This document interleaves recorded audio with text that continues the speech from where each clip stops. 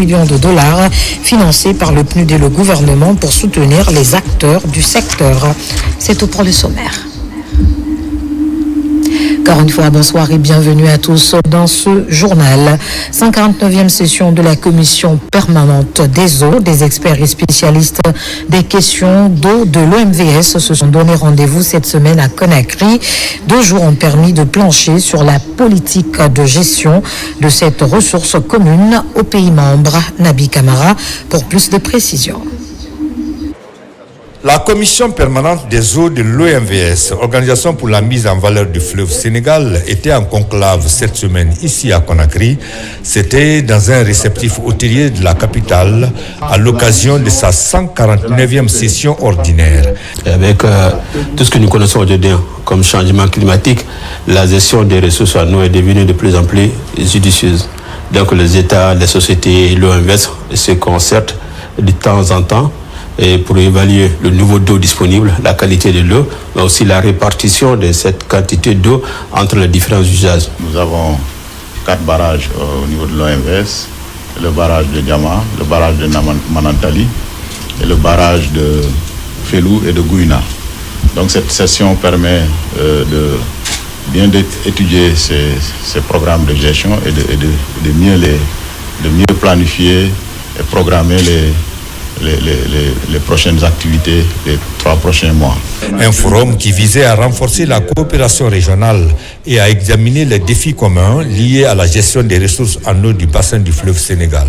Nous avons eu à aborder le bilan de la gestion du barrage tel qu'il a été défini lors de la 148e session de la CPE.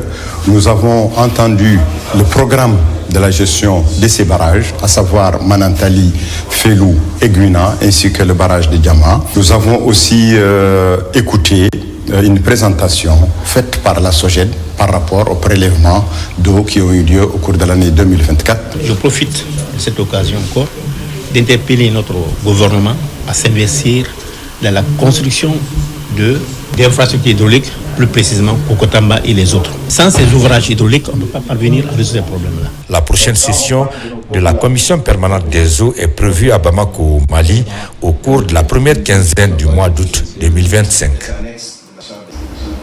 Et pour améliorer la connaissance sur des activités de pêche, notamment les petits métiers d'exploitation des thons, la Commission internationale pour la conservation des thonidés de l'Atlantique adopte régulièrement des recommandations contraignantes destinées à assurer la gestion durable des ressources halieutiques pour plus d'efficacité et de cohérence. Les acteurs du secteur se retrouvent pour appuyer l'application harmonieuse des textes de l'ICCAT. La suite avec Al-Gassim Ouba.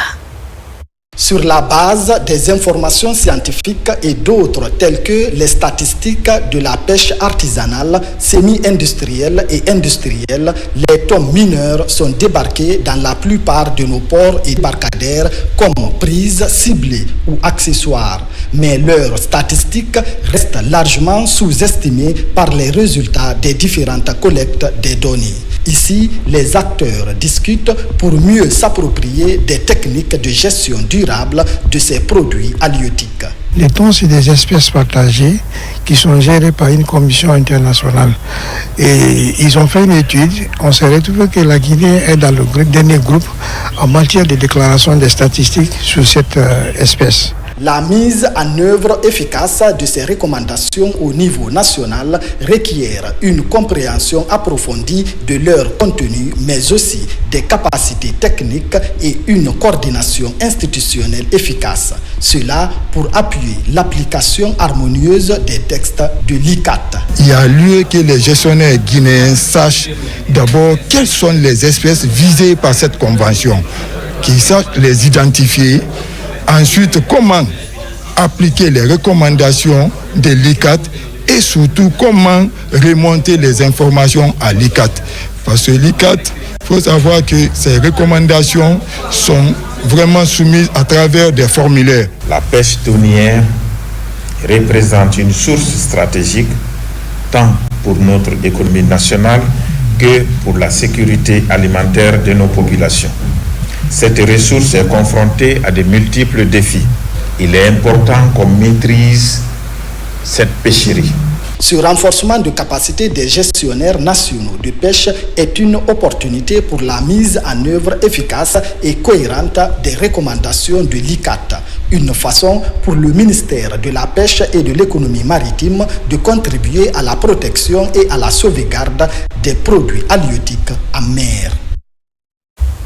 Santé avec cette alerte de l'Agence nationale de sécurité sanitaire. La maladie virale Mpox est de nouveau en Guinée.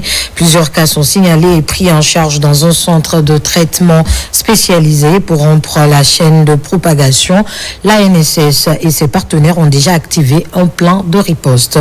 Mamadou Saliouba, Kerno Maroufba. Longtemps circonscrite en Sierra Leone et au Libéria, la variole du singe, encore appelée Mpox, est de nouveau en Guinée. 18 cas sont notifiés à Conakry et ses environs.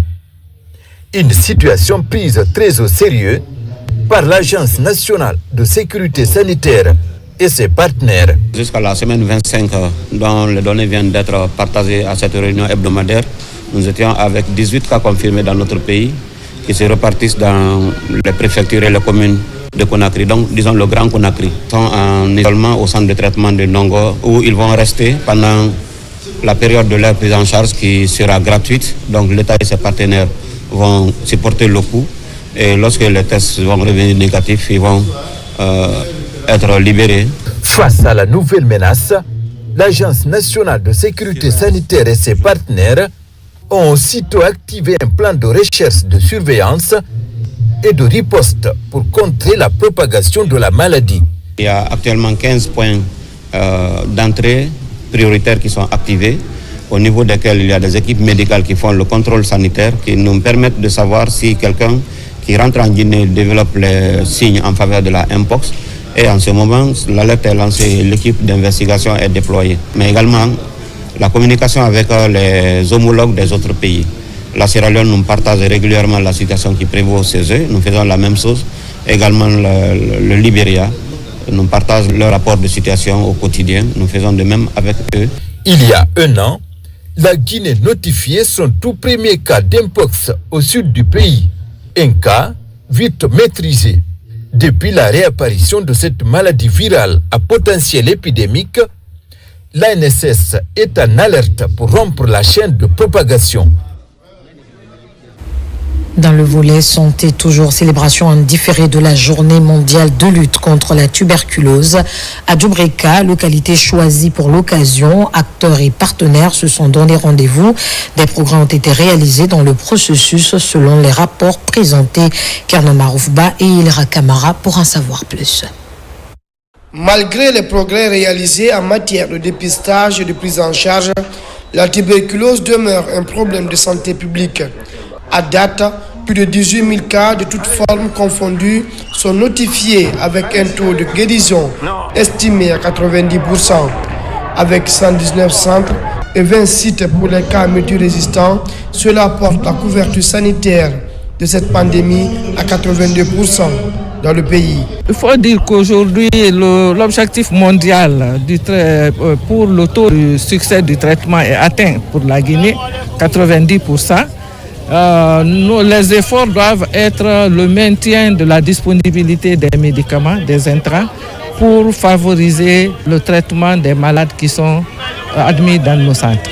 Depuis 2007, notre organisation, c'est-à-dire Action d'Amiens, accompagne le programme national de lutte contre la tuberculose à travers un partenariat stratégique couvrant environ 60% de la charge nationale de la tuberculose sensible et 80% de la tuberculose pharmacorésistante. Cette journée mondiale de lutte contre la tuberculose a été une occasion pour l'ensemble des acteurs engagés dans l'élimination de cette maladie de faire un plaidoyer afin d'intensifier la lutte. L'ambition de plan international est de garantir l'accès à des soins de santé de qualité, en particulier pour les enfants, les filles et les femmes. Cet engagement s'inscrit dans notre mission de lutte contre les maladies, les épidémies, les crises, tout avec une approche fondée sur la résilience communautaire et la communication inclusive qui est un pilier essentiel de notre intervention. Cette célébration suscite des espoirs et favorise la mobilisation des dirigeants au plus haut niveau. Il permet de faire un plaidoyer pour une augmentation des investissements, une adhésion plus rapide aux nouvelles recommandations de l'Organisation mondiale de la santé. En cette journée dédiée à la lutte contre la tuberculose, quelques patients atteints de cette maladie ont bénéficié des vivres. Validation du plan stratégique genre et équité au ministère de la Santé et de l'Hygiène publique, un document qui permettra de réduire les barrières culturelles et sociales pour faciliter l'accès équitable aux services de santé. Le plan est élaboré par le service genre et équité du ministère de la Santé et de l'Hygiène publique. Adiatou Barry et Moussa Bangoura pour en savoir plus. La prise en compte de la question de genre et équité dans le secteur de la santé demeure une préoccupation majeure. Le constat révèle que de nombreuses inégalités en matière d'offres de soins persistent. Les femmes, les enfants et les personnes souffrant d'handicap sont les principales victimes. Ce plan stratégique genre et équité est élaboré pour corriger cette injustice sociale. Et ce plan sera là pour corriger les déséquilibres, pour améliorer la gouvernance sanitaire et pour transformer les pratiques sanitaires pour que la population guinéenne ait une santé améliorée. C'est le premier plan stratégique genre et équité du ministère de la Santé et de l'Hygiène publique qui a été élaboré avec l'appui technique de Expertise France du groupe AFD. Ce document de 119 pages est composé de 8 orientations stratégiques. Chacune identifie des actions prioritaires à mener devant favoriser la prise en compte des besoins spécifiques des groupes sociaux vulnérables et de façon équitable. Ce plan stratégique est le premier du genre en Guinée. Nous espérons qu'il prospérera au sein d'autres ministères pour accompagner les réformes de politique publique en les rendant plus égalitaires. De la petite enfance à la vie adulte, dans la sphère publique comme privée, le genre doit être au cœur des préoccupations de chacune et de chacun. Il convient dorénavant d'opérationnaliser ce plan pour répondre effectivement aux objectifs qu'il fixe. C'est pourquoi nous devons toutes et tous rester mobilisés dans l'accompagnement de ce plan. Notre responsabilité à partir d'aujourd'hui est de traduire ce plan en résultats tangibles pour nos populations. Cela exige de la volonté, de l'engagement et de la détermination. Je m'engage personnellement à veiller à la mise en œuvre effective de ce plan avec rigueur et transparence. Ce plan quinquennal stratégique genre et équité est élaboré avec une approche fondée sur les droits humains. À travers les engagements pris par les autorités pour sa mise en œuvre, l'accès équitable et inclusif aux soins devrait être effectif à l'échelle nationale. Dans un autre registre à la baie, près de 300 femmes ont bénéficié d'une formation professionnelle. L'objectif est de leur permettre de réaliser des activités génératrices de revenus. L'initiative s'inscrit dans le cadre du projet Autonomisation des femmes et égalité des genres. Moussou Diakité, reportage. Pendant plusieurs jours, 278 femmes issues de différents secteurs d'activité ont appris à gérer efficacement leurs ressources et à démarrer une entreprise capable de générer des revenus. En parallèle, de nombreuses personnes ont été sensibilisées aux violences basées sur le genre. Soutenu par le ministère de la Promotion féminine, de l'enfance et des personnes vulnérables, le projet est mis en œuvre par l'ONG étudiante Future Guinée sous financement de l'ambassade d'Allemagne. Nous on donne les outils qu'on doit utiliser pour faire la gestion financière et aussi la poche de l'entreprise personnelle. Nous engageons à participer aussi au développement économique de la Guinée. Cette cérémonie de remise des satisfecits marque un nouveau départ pour ces femmes.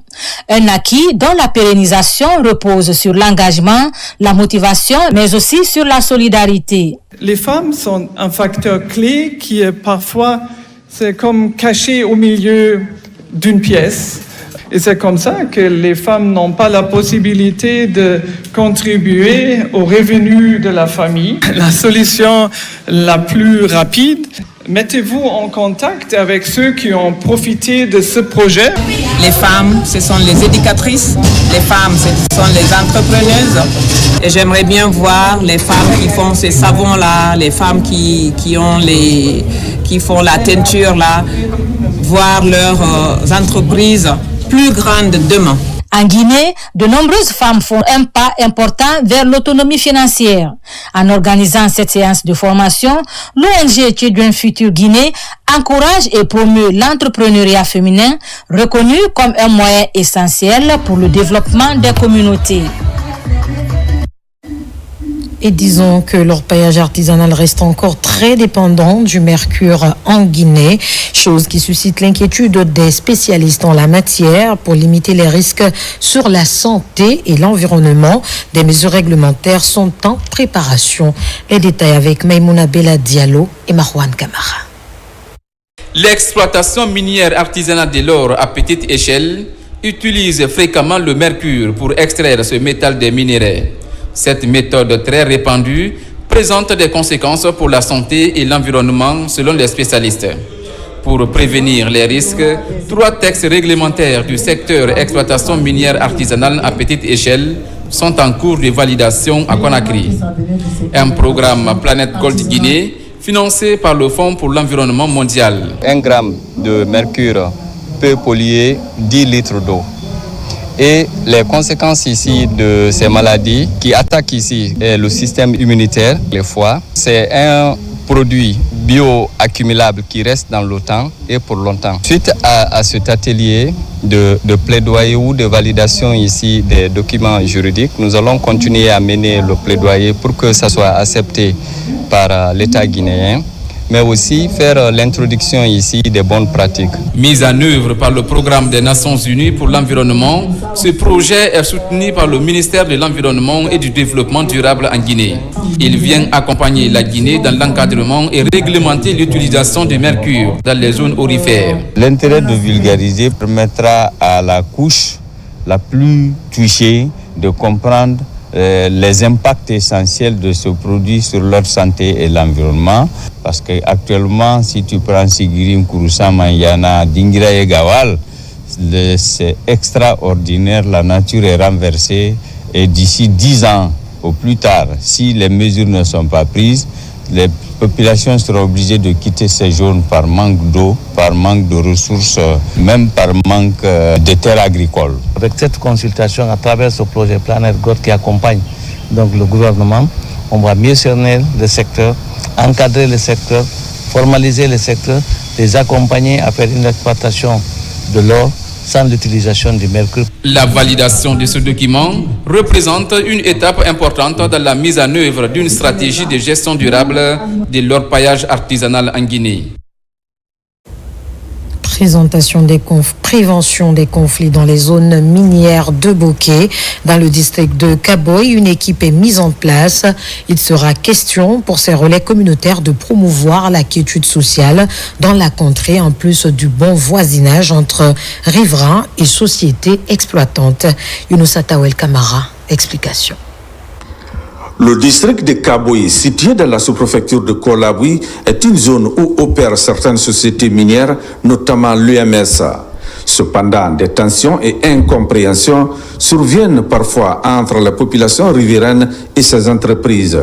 Pour favoriser une meilleure cohabitation et prévenir ces conflits, un groupe composé de jeunes et de femmes de la localité est mis en place pour servir de relais communautaires. L'idée est de promouvoir le bon voisinage entre la communauté et les sociétés minières de la place. La mise en place de ces relais communautaires est un ouf de soulagement pour les citoyens de Kaboy. Désormais, ces jeunes volontaires vont s'impliquer dans la sensibilisation des citoyens pour le vivre ensemble.